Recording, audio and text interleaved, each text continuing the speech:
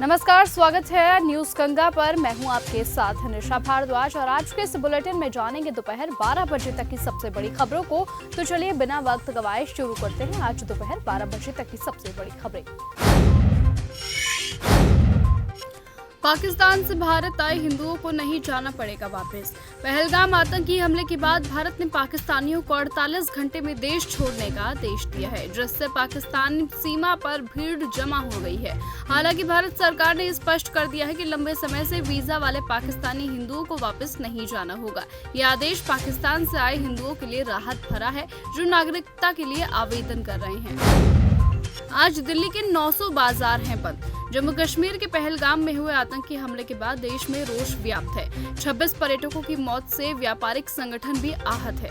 दिल्ली में आज सभी बाजार बंद है और कई अन्य राज्यों में भी विरोध प्रदर्शन हो रहे हैं। ये बंद सरकार के प्रति एकजुटता और शोक व्यक्त करने का एक प्रतीक है, न कि विरोध। आतंकवाद के विरुद्ध एकता का संदेश दिया जा रहा है।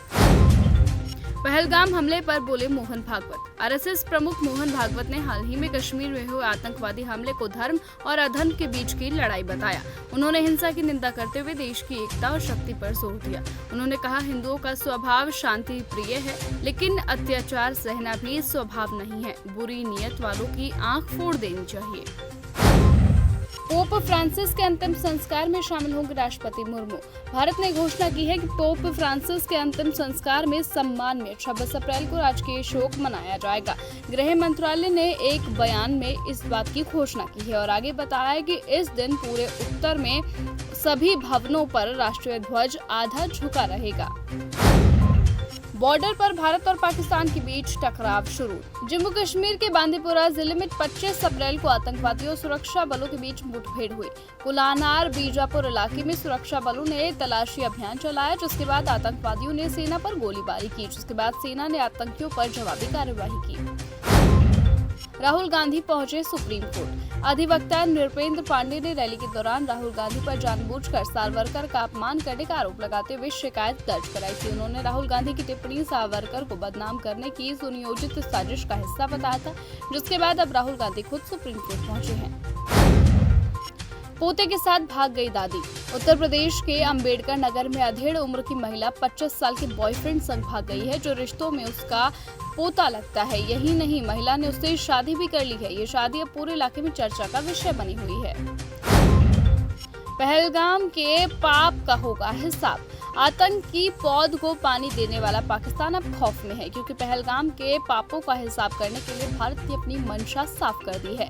जमीन से लेकर आसमान तक समंदर में भारतीय सेना जंगी तैयारियों को धार दे रही है और शहबाज से लेकर मुनीर को सर्जिकल स्ट्राइक और एयर स्ट्राइक का डर सता रहा है, क्योंकि वो जानते हैं कि ये नया भारत है जो घर में घुसकर हिसाब लेता है। राजस्थान में हाई अलर्ट। पाकिस्तान ने राजस्थान में ठीक सामने इंटरनेशनल बॉर्डर पर भी अपने जवानों की तैनाती बढ़ा दी है। ये इलाका बहलावपुर का है, जहां जैश-ए-मोहम्मद का मेन हेडक्वार्टर है। यहां पर एयर डिफेंस और रडार एक्टिव रहने की सलाह पाकिस्तानी आर्मी चीफ असीम मुनीर ने दी है। पहलगाम पर फ्रांस जापान ने कर दिया साफ।